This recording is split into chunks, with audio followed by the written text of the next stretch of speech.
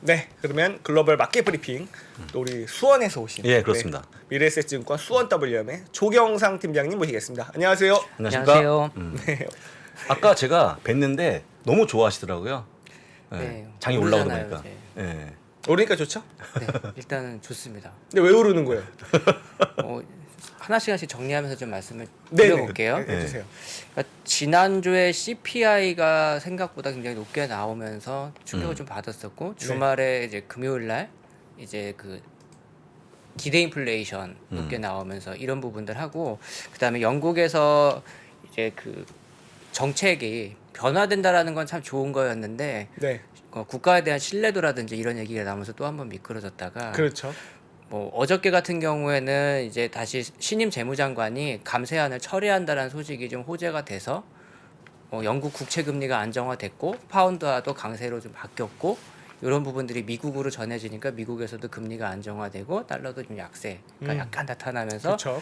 주식들이 좀 올라왔고 거기에 이제 나중에 나온 뉴스 중에 엠파이어 스테이트 이제 제조업 지수가 6개월 연속 하향 추세를 보이다 보니까 이게 이제 금리를 네, 천천히 올릴 수도 있지 않겠냐 앞으로는 네. 이제 경기가 안 좋다라는 걸 또 좋게 해석하면서 이 부분들이 시장이 좀 긍정적이었고요. 지금 선물 시장 같은 경우에는 그 BOE가 그 양적 긴축을 하는 부분들을 좀 딜레이를 할 수 있는 가능성을 이제 얘기를 하면서 딜레이 해야 되는 거 아니에요? 네 그러니까 매각을 좀 연기하겠다라는 멘트가 나오면서 네, 이제 이 부분이 시장에서는 상당히 좋게 이제 반응했던 부분하고 이제 미국 개장 좀 다가오면서 나오는 게 뭐 아까 얘기하신 것처럼 금융주들 실적 괜찮았는데 지금 좀 기대를 하게 되는 거죠. 분위기가 좀 좋아지니까 네. 이렇게 좀 볼 수 있을 것 같습니다. 그러면 당분간 좀 이어지겠습니까, 랠리가? 단기 마켓 랠리 가능성은 좀 있기는 한데요. 이제 추가적으로 나올 수 있는 게 이제 주말에 끝나고 나면 이제 국제 정세라든지 이런 부분들은 또 하나 좀 짚어봐야 될 부분일 수도 있을 것 같아요. 시진핑 이제 주석이 이제 3년임이 되면서 어떤 정책 기조를 가져갈 건지 이런 부분들하고 실제로 이제 기술주들 네. 실적 발표가 어떤 값들이 나올지 이런 부분들은 좀 하나의 시장에서 좀 지켜보면서 방향을 좀 결정해 줄 수 있는 하나의 큰 이슈가 될 것 같습니다. 아직 그런 그 당대회, 중국 당대회 네. 그리고 기술주들의 실적 이런 네. 변수가 남았다. 네. 근데 오늘 아까 대기실에서 우리 팀장님 재밌는 얘기 하셨는데 지금 오르는 게 장동건 랠리라고 장동건 랠리요? 무슨 뜻입니까? 그동안 많이 이제 시장이 떨어졌잖아요. 네. 그래서 많이 묻다 아이가. 아, 그래가지고 이게 이거 그거 대충 하면 제가 뭐라 하려고 했거든요. 네. 잘하셨습니다. 심리적으로 많이 좀 위축됐었다가 네. 어떤 좀 그동안 보였었던 문제들이 하나하나 해결돼 가는 것들을 이제 반대로 네. 떨어졌던 방향과 반대로 좀 일단은 좀 올려놓는 추세를 좀 어느 정도 바닥을 좀 잡아놓는다고 말을 해야 될까요? 이러한 움직임이었던 것 같고 지난주 반등이었으면 데드캣 바운스로 그냥 끝나는 거였을 것 같은데 뭐 이제 간밤에 보여줬던 거나 오늘 선물 시장 오르는 게 이렇게 해서 좀 잘 끝난다라고 했을 때는 좀 상당히 좀 의미 있는 상승이라고는 좀 볼 수 있을 것 같습니다. 근데 미국의 그런 금리 인상 예상 수치는 안 떨어지고 있어요. 네. 그래도 이렇게 반등해도 되는 거예요? 경기 지표가 사실 이걸 가지고 뭐 엠파이어 스테이트 지수 아까 말씀드렸지만 이 지표가 미국 연준이 금리 인상하는 부분들하고는 크게 관련은 없는 것 같고요. 네. 이제 CPI 나왔고 그 전에 이제 PPI 나왔는데 사실 이제 그 PC 추정치가 나왔어요. PC 추정치가 나왔고 네. 모건 스탠리가 5.2% 정도 음. 보고 있고 UBS가 5.2%, 그 다음에 JP 모건이 5.1%를 보고 있는데 네. 전달에 6% 넘었었잖아요. 그러니까요. YOY로 5%니까 일단은 어느 정도 가닥은 잡힌다라고 볼 수 있는 거고 다만 이제 문제는 뭐냐면 월간 MOM으로 보면 0.5%를 넘어가기 때문에 여전히 높은 수치이긴 합니다. 그래서 금리 인상과 관련된 추이를 봤을 때 이게 상당히 뭐 긴축 기조가 금방 풀어질 거다 이렇게 보기에는 상당히 혼조를 보일 수 있는 수치들인 것 같아요. 근데 CPI는 아직 안 내려오는데 PC가 왜 내려간다고 전망들을 할까요? 제가 생각했을 땐 엽기적 현상 같아요. 작년 이제 10월 값을 좀 본다라고 했을 때는 작년 하반기 들어서 보시면 우리가 물가 팍 한번 튀어 오르기 시작했고 그게 이제 조금씩 움직이다가 올해 4월에 또 한번 크게 올라갔었잖아요. 그래서 엽기적 현상으로 해석할 수 있을 것 같습니다. 근데 CPI는 아닌데 PC가 벌써? 예, PC가 저는 어. 그렇게 보여져서 네. 요 값은 제가 한번 다음에 좀 기회가 되면 한번 찾아가지고 한번 살펴보겠습니다. 알겠습니다. 다음 무슨 얘기하면 될까요? 그 대부분 저희 패널분들 나오셔서 이제 네. CPI에 대해서 좀 얘기를 하시는 부분들 중에서 네. 좀 저는 조금 다른 방향으로 좀 접근을 해보기 위해서 좀 자료를 좀 갖고 그런 거 왔는데요. 너무 좋아요. 다른 네. 얘기 너무 좋아요. 네. 그 표를 제가 만들어 온 자료를 한번 보면서 말씀을 좀 드려볼게요. 자료 좀 볼까요? 아까 저희가 이제 CPI 얘기를 하다가요. 말씀을 드렸는데 작년 2021년 4월부터 2022년 4월까지 보면은 CPI 기준으로 보면은 8.2%가 올랐고 그리고 그 코어 CPI 같은 경우 6.12%가 올랐거든요. 네. 그리고 올해 4월 이후로부터 그러면 움직인 구간들을 보면은 코어하고 CPI하고 상승폭은 동일하게 나와요. 거의 동일하게 나옵니다. 이건 어떤 걸 의미하냐면 그러면 월간으로 작년 2021년 4월 1일부터 2022년 4월 1일까지 CPI는 월간으로 보면 0.68% 정도 움직였다라고 볼 수 있고 네. 코어는 0.51% 정도씩 움직였는데 네. 올 4월부터 9월까지 발표치를 놓고 보면 네. 코어가 월간 평균이 0.56%니까 오히려 그냥 일반적인 CPI보다 변동폭이 컸다라는 거죠. 기울기가 더 가팔라졌네요. 네, 조금 더 커졌기 때문에 이 부분이 조금 우리한테는 하나의 좀 리스크 요인일 수도 있다라고 볼 수 있는 것 같고요. 그 다음에 제가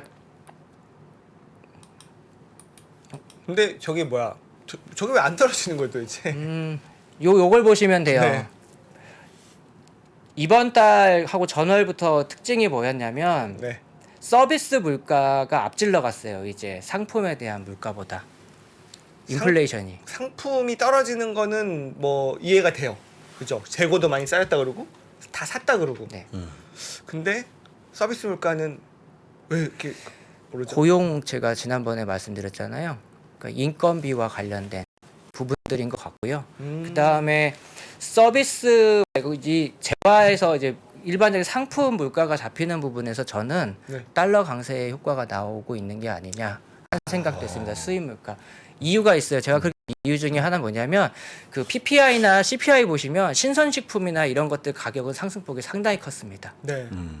그러니까 미국 내에서 살 수 있는 건 굉장히 비쌌고 수입해서 올 수 있는 거에 대해서는 왜 미국 내에서 사는 건 인력이 투입돼야 되는 거니까 특히 외식 물가 같은 것만 보시더라도 높게 나왔거든요. 그러니까 사람이 필요했던 자리에 대해서는 네. 그 물가 상승폭이 역시 크게 나왔고 그 다음에 수입해서 가져올 수 있는 상품은 낮을 수 있었고 재고도 있었고 이런 부분들 때문에 역전된 게 아닌가. 그러면 요 그래프를 보시면요. 계속 꾸준하게 올라가고 있다라는 부분이 저는 조금 이제 우리가 앞으로 물가가 아직은 쉽게 방향을 턴하기는 좀 어려울 수 있다라는 생각이 들었고 그 다음에 요거는 우리가 임대료 얘기를 하는데 좀 다른 시각으로 좀 말씀드리고 싶었어요. 보통 대부분이 이제 주택 가격이 1년 정도 지나면 뭐 빠질 것이다. 빠진다더라. 하는데 샌프란시스코 연은에 가면은 임대료에 영향을 주는 요인들에 대해서 분석한 자료가 있고요. 네. 전 사실 이걸 읽기 전에 제가 한번 직관적으로 집값하고도 뭐 케이스 실러 주택 가격 지수하고 CPI에서 주택만 가지고도 돌려보고 여러 가지 좀 해봤었는데 사실 집 가격보다 임대료에 대한 기대에 대해서 더 빨리 영향을 주는 거는 고용이었습니다. 정말요? 네. 요 표를 보시면 이야. 위에 있는 게 실업률과 우리가 CPI에서 렌트 인플레이션인 거예요. 상관관계가 0.83으로 나옵니다. 와. 자료에 의하면, 논문에 의하면. 근데 얘가 얘를 영향을 미치는 건지 제가 쟤를 영향을 미치는 건지 우연인지 뭐. 선행인지 후행인지 모르지만 둘의 상관관계가 네. 0.83이라는 건 1에 가깝기 때문에 거의 그냥 동일하다라고 보셔야 되겠죠.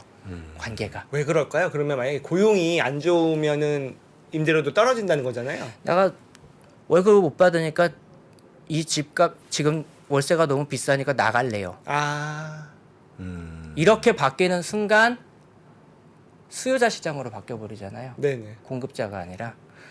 그런 부분들을 좀 하나 직관적으로 볼 수 있고요. 음. 이건 사실 근데 집값이 떨어지면 실업자가 늘어나야 되는 거니까 떨어지려면 이 임대료가 줄어들려면 실업자가 늘어나야 된다는 거니까 조금 제가 보기엔 좀 비관적인 기대의 케이스라고 좀 볼 수 있고, 그 다음에 제가 좀 하나 다른 분들하고 생각을 좀 우리 다르게 갖고 싶은 게 어떤 거냐면 CPI에서 저도 지난달엔 그렇게 생각했었거든요. 어떤 부분이냐, 주거와 관련된 거.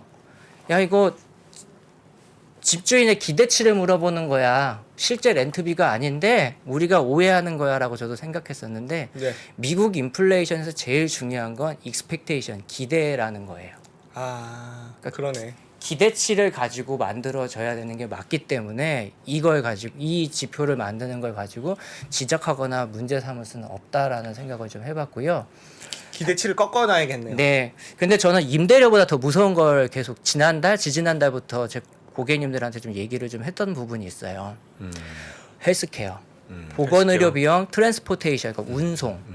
자, 지난달이었나요? 그 철도 노조, 우리로 치면 철도 노조하고 네. 미국 정부하고 임금 협상을 했죠. 네. 연평균 4.6%, 4.8%씩 인상을 해주기로 했어요. 5년 정도가 4년에 거쳐서. 네. 이거 상당히 높은 폭인 거죠. 그렇죠. 네. 어. 거의 5% 가까이씩 올려줘야 되는 부분들인 거고, 아까 제가 외식 물가 올라간 거 말씀드렸잖아요. 자, 이 헬스케어예요. 도대체 여기가 왜 보건의료가 올라가나 해가지고 보니까 자료를 좀 보면서 말씀을 드리면 네. 이게 보건의료 분야의 고용 현황입니다. 고용이 없네. 코로나 직전하고 지금하고 달라요. 그리고 밑에 있는 거는 평균 임금 수준이에요. 근데 여기는 네, 맞아요. 헬스케어 종사자들 그리고 사회복지시설에서 근무하는 종사하는 분들의 급여가 변하고 있는 부분이거든요. 노동 공급이 줄어들어 있고 급여가 올라가는 거, 그 부분 때문에 급여가 오르는 거고, 그 사실 제가 지난주에 저 다음에 이제 이남우 교수님께서 네. 고용 현황 중에서 아이 때문에 음. 직장을 이탈하는 사람들이 늘어났다라는 말씀을 하셨잖아요. 맞아요. 그게 제가 그날 준비해 온 자료 중에서 레저 분야의 급여는 모두 회복이 되지 않은 근거 자료를 한번 보여드렸던 그 같은 기사에도 그게 실려 있었거든요. 네. 그러니까 보통 제가 찾아보니까 이쪽 보건의료 분야에서 여성의 고용률이 한 77%예요. 그렇겠죠. 그러니까 이게 아까 좀 말씀하신 거 보니까 의사가 부족하지는 않을 것 같고 어차피 네. 라이센스니까 간호사나 간병인 이런 맞습니다. 거죠. 네. 그리고 이쪽 종사자가 여성이 77%. 음. 그러면 육아나 이런 걸로 이탈하는 인력들은 여기서도 많이 나올 가능성이 높고, 결국엔 이쪽에 대한 비용 부담은 늘어날 수밖에 없지 않을까. 아, 그래서 여기 좀 장기화될 것 같다. 이쪽에서 인건비 올라가는 거. 저거는 이민을 풀어주면 해결되는데 참. 그래서 재밌는 거 하나 발견한 게 네. 그 장혜성 지점장님한테 한번 말씀을 드리긴 했는데, 제가 지난주에 이민을 그 사회 비용에 대한 부담이라든지 이런 것 때문에 바이든은 네네. 허용하지 않을 수도 있겠다라고 맞아요. 했었고요. 실제로 그러다 보니까 미국 내에서는 마리화나와 관련돼 가지고 뭐 의약품으로만 허용한다를 좀 넘어서서 네. 단순 소지 내지는 뭐 상습적인 어떤 이 복용이라고 해야 되나요? 투약 이런 게 아니라고 하면은 전과 기록까지 삭제하고 싶어 하는 경향이 있어요. 이 사람들 감옥에 넣어놔봐야 비용만 들어가니까 아. 이 사람들이 좀 사회에 정착을 해서 일을 할 수 있다라면 얼마나 좋을까라는 게 있고, 이래라. 제 기사에서 또 발견했던 것 중에 재밌는 게 뭐냐면 경범죄나 초범 전과자들만 찾는 채용 공고 형태도 있어요. 왜요? 왜 하필 일부러? 명분은 이런 겁니다. 어떤 거냐면, 자, 이 사람들이 계속 범죄자라고 낙인이 찍혀서 사회에서 어두운 곳에 있다라고 하면은 더 문제가 될 거야. 이 사람들을 빨리 사회에 정착시켜야 돼. 라고 되어 있지만 실제로 이분들이 고용이 되면 급여가 낮아요. 아, 그러니까 약간 경제적 합리성 그리고 사회적인 비용 부담에 대한 절감 여러 가지들을 노린 거라고 좀 볼 수 있고 그렇겠네. 아까 그 마리화나 말씀드렸잖아요. 단순 소지자 6천 명 정도는 이미 아마 전과 기록을 삭제한 걸로 제가 뉴스에서 봤었어요. 이거네요. 콩밥 축내지 말고 네. 사회 역군이 되어서 네. 생산적인 일을 좀 해라. 옛날 미드 같은 거 많이 보시면 제 기억에 굿 와이프였었나요? 그게 이제 뭐 남편은 이제 정치를 하고 싶어하고 여자는 변호사고 막 이렇게 되어 있는데 네. 남편이 이제 정치를 하고 싶은 검사였죠. 뭐 그 얘기들 중에 나왔던 게 제가 기억이 맞는지 모르겠지만 그 교도소의 비리들. 네. 미국 같은 경우는 교도소도 보면은 쉽게 말씀드리면 예산 받아갖고 그 교도소가 알아서 운영을 해야 되는 민영이잖아요, 형태로- 민영. 네, 거의 교도소 하다가 민간 회사나 마찬가지다 보니까 그런 재정이라든지 이런 부담들 또 그 안에서 비리 뭐 이런 것들 나오는데 결국에는 사회적으로 비용 부담이 힘드니까 그 돈도 연방 정부는 조금 주고 싶어 하거든요. 그렇겠죠? 네, 그러다 보니까 그 결국엔 이민자들이 들어오면 이런 문제들이나 비용 부담 또는 의료비라든지 이런 부담이 늘어날 수 있다라는 부분은 나중에 미국에서 발생할 가능한 문제이기 때문에 이민에 대해서는 쉽게 허용은 하지는 않을 것 같아요. 아, 이거네요. 당장 싼 인력이 들어오는 베네핏은 있으나 나중에 더 큰 사회적 비용이 있다. 네. 이 말씀이시죠? 네. 대신에 지난주에 뉴스에서도 보니까 보트피플이라고 하죠. 그 네. 뭐 예를 들어서 인권 탄압 국가에서 배 타고 그냥 월경을 한 거죠. 네. 이 사람들이 그냥 받아주더라고요. 뭐 말은 뭐 인도주의적인 차원이다 이렇게 해서 받아주는 사례도 있기는 한데 네. 뭐 이런 거는 뭐 이제 예를 들어서 이민을 받아주는 건 아니지만 그래도 좀 인력이 급해서 그런 건가 아니면 정말 인도주의적인 국가라는 걸 보여주고 싶은 건가 저는 이런 건 조금 혼란은 됐었어요. 약간 미국 정부 입장에서는 그 불법 체류자들을 좀 좋아할 것 같아요. 난민으로 처리하는 건가요? 난민으로? 그러니까 이제 난민으로 그쵸. 받았던 것 같아요. 네, 그 사람들은 난민인데 불법 체류자가 많잖아요. 그렇죠. 그러니까 사실 우리도 그냥 유학생들이 만료됐는데 비자 만료됐는데 안 들어오면 불법 체류잖아요. 그러니까 우리도 또 그냥 국경 넘는 불법 체류자들이 왜냐면 그들은 싼 노동력을 제공을 해. 근데 그들에게 사회복지를 제공할 의무는 없잖아요. 네, 맞아요. 그죠? 네. 그러네. 그렇다고 우리 유학생들아 만료되면 돌아와라. 여기도 일자리 많이 있으니까요. 예. 그 고용 그러니까 이번에 그 CPI 나왔던 것들 중에서 조금 우리가 계속 좀 보셨으면 하는 게 운송이나 이 보건의료 그리고 외식 즉 이제 인간의 서비스가 필요한 부분의 가격 상승. 사실 임대료 0.7%씩 석 달인가요? 연속으로 올랐으니까 이게 네. 반영률이 30%라고 했을 때 0.21%예요. 그럼 나머지 상승한 0.3%에 대해서는 설명이 안 됩니다. 맞아요. 그렇게 보면 다른 데가 더 세게 올랐다라는 거거든요. 그러면 이 인건비와 관련된 부분들이 올라가 우리가 임대료에만 신경 쓰고 있는 사이에 얘네들은 1% 이상씩 올라가고 있다라는 부분 이런 부분들은 좀 주의 깊게 좀 봐야 될 것 같고요. 이 인건비는 또 좀 다른 거예요. 우리가 뭐 이번에도 마이크로소프트가 뭐 1,000명 해고한다거나 뭐 이런 얘기가 있지만 그런 거하고는 질적으로 좀 다른 인건비 상승이기 때문에 왜 꼭 필요한 거니까. 하긴 궁금했던 게 한때는 뭐 에너지 비스 다 오르고 다 오르는데 그나마 헬스케어 비용만 안정적이었어요. 그래서 CPI보다 PCE가 네. 조금 수치가 낮게 나오고 근데 요새 들어서 갑자기 헬스케어 쭉쭉 올라가잖아요. 비용이 하반기 쭉쭉 올라가. 들어가서 쭉쭉 올라가는데 그게 다 인건비네요, 그것도. 저는 인건비인 것 같고 뭐 월별로 이 상승률 급여의 상승률이나 이런 걸 끊어서 보지는 않았지만 아까 그 표에서도 딱 보시면 직관적으로 보더라도 야 얘네들이 그동안 되게 이 인력이 이거밖에 안 되는데 왜 안 올랐었을까 비용이 여기에 대해서는 우리가 의구심을 가질 필요가 있고 그게 한 번에 터졌다고 볼 수도 있을 것 야, 같아요. 우리 그 전 세계 어린이들아 꼭 좀 엄마 없어도 좀 알아서 잘 크자. 우리 때는 뭐 그런 거 있었어요. 네. 그럼 결론은 어쨌거나 쉽게 내려오지 않을 것이다. 쉽게 잡히지는 않을 것 같아요. 그나마 다행인 건 뭐 유럽에 있는 가스 가격이나 이런 거 그래도 막 쭉쭉 떨어졌잖아요. 예. 그런 거는 그나마 다행이죠. 왜냐하면 이런 상황에서 겨울 들어가는데 에너지 가격까지 다시 상승해 버리면 올해 있었던 인플레이션 내년에도 한 바퀴 또 도는 거라서 아우 끔찍해요. 네. 안 돼요. 그거는. 그건 안 되죠. 예. 와 근데 음. 우리 조경선 팀장님이 너무 좋은 게 이렇게 약간 다른 견해 그리고 남들이 하지 않는 얘기를 준비해 오셔서 너무 좋은데 문제는 오늘도 지금 진도가 한 15% 나와 15% 시간은 네. 이미 한 70% 지나갔는데 네, 그러네요. 오늘은 반만 하고 가려고. 그래서 뭐 할지 정하세요. 이거 다 못하니까 그 다음 얘기는 뭘 할까요? 아까 저희가 시작할 때 이제 뭐 중국 시진핑 얘기도 나왔었고 지금 중국이 당대화의 기간이고요.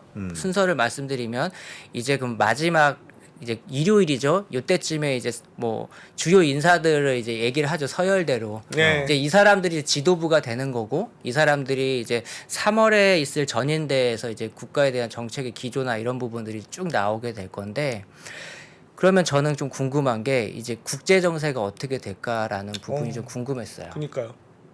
그리고 다음 달에 G20 정상회담이 있고요. 네.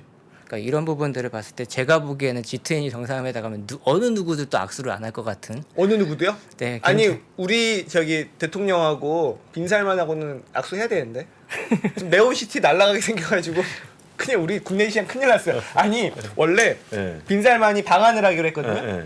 그 태국 갔다가 알고 있어요. 일본은 가는데 어. 한국을 안 온대요. 그래서 네옴시티 관련주 폭락. 그래서 그건 제가 이따 끝나고 갈 때 네. 개톡으로 드릴게요. 다음 주에 꼭 그것도 해주세요. 아니 이거는 아 그래요? 방송 사고가 될 수도 있어요. 비공개 비공개. 네. 그 궁금하신 분들은 자 수원 WM 찾아가시면 수원 어디에 있어요? 근데 수원시청역 9번 출구로 나와서 직진하시면 있습니다. 수원시청역 9번 출구 직진 네. 하시면 됩니다, 여러분. 그래서 저는 사실 원래 경제가 정치에 귀속된다라고 저는 생각을 하고 있거든요. 그렇죠. 경제라는 거는 어떤 이제 정치적인 견해나 입장 차이에 의해서 그 유불리가 달라질 수 있다라고 보기 때문에 이번에 G20 정상회담이라든지 그 이제 중국의 이제 당대회 이 부분들이 상당히 좀 중요한 이슈인 것 같고요. 그 인터넷에 찾아보다 보니까 백악관에서 10월달에 네. 국가 안보 전략이라고 하는 하나의 어떤 내용물이 나왔어요. 잠깐만요. 이게 뭐죠? 저기 15,800엔 우리 실버 앤트님 서울 날씨가 추워졌다는 피디님 스태프분들 따뜻한 음료 드시고 감기 조심하세요. 아 근데 너무 큰 금액 아닙니까? 15,800엔이면은 곱하기 9. 한 15만 원. 15만 원 상당의, 되는데. 예, 이거 금액을. 혹시 공 하나 더 치신 거면 꼭 저희한테 말씀을 아이. 해주셔가지고. 아이 그 정도 하겠습니까? 그러니까 이제 저희 식구들 네. 전부 다 이제 차 한 잔 마시려고 그러면 아. 이 정도 비용이 드는 거죠. 저 멀리 일본에서. 일본에서. 저희에게 또 예. 격려의 말씀. 저희가 예. 또 일본 코너도 조금 한번 편성을 한번 해야겠는데요. 그렇습니다. 네. 그다음에 제가 좀 많이 먹겠습니다. 고맙습니다. 아유 실버 앤트님 너무 예. 잘 먹겠습니다. 예, 감사합니다. 고맙습니다. 네. 자 계속 네, 하시죠. 계속 할까요?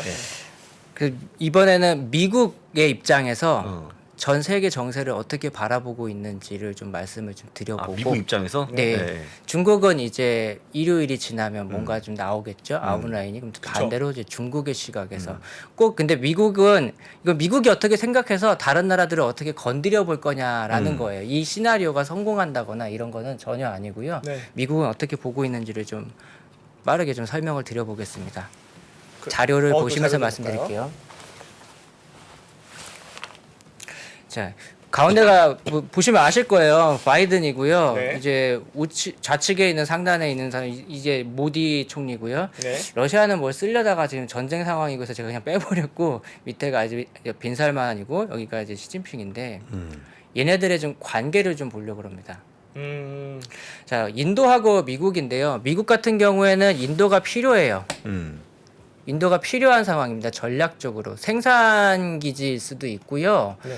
그 이제 남아시아 지역에서 미국의 영향력을 확대하기 위해서는 인도라는 나라가 좀 지리적으로도 그렇고 여러 가지가 필요합니다. 그렇죠. 왜냐하면 몰디브라든지 스리랑카라든지 이런 나라들이 1대1로에 참여하면서 친중국 성향들을 좀 많이 보여왔기 때문에 이 부분들에 대해서는 커트를 좀 해줘야 되는데 인도하고 친해져야 되거든요. 근데 문제가 인도가 아직은 우리가 볼 때는 미국하고 친할 거라고 생각하지만 좀 간을 보고 있는 상황이다라고 볼 수 있습니다. 인도는 아직 미국을 절대적으로 신뢰하지는 않아요. 네. 왜냐하면 중국이나 파키스탄하고 군사적이나 충돌이라든지 이런 가능성들이 있는데 미국이 그렇게 적극적으로 개입해주거나 하는 모습들을 보여주는 것 사례도 별로 없거든요. 그렇죠. 그러다 보니까 좀 재고 있다라고 좀 볼 수 있는 거고요. 뭐 중국하고는 적대적입니다. 그 자료 자체에도 뭐라고 써요? 적성국가식으로 나와요. 그렇죠. 미국의 국가 발전을 저해하거나 전 세계 민주주의나 인권을 뭐 침해하려고 하는 이제 집단이나 국가에 대해서는 뭐 용납할 수 없다라는 식으로 되어 있는데 네. 이제 그런 나라 중에 하나가 누가 보더라도 일단은 중국을 지목한 거죠. 물론 그 자료의 맨 끝에 보면 그래도 얘네들은 존중해줄 거야. 단 우리가 서로 좋은 의사로 좋은 생각을 갖고 서로 교환할 의사가 있다라고 하면 그것을 존중해주겠다라고 해서 끝나긴 하지만 일단은 적성 국가로 지정을 하고 있고요. 아우, 주적이죠, 주적. 네. 왜냐하면 이번에도 뭐 정저우 씨 뭐 봉쇄 다시 해가지고 아이폰 생산하는데 차질을 주거나 이거 사실 상당히 의도가 보이는 것들이거든요. 왜 그 그래, 공급망 이슈나 이런 것들 건드리기도 하고요. 반도체 문제라든지 대만을 둘러싼 양안 문제라든지 여러 가지 이슈들이 미국하고는 정반대의 입장을 가지고 대립을 하고 있고요.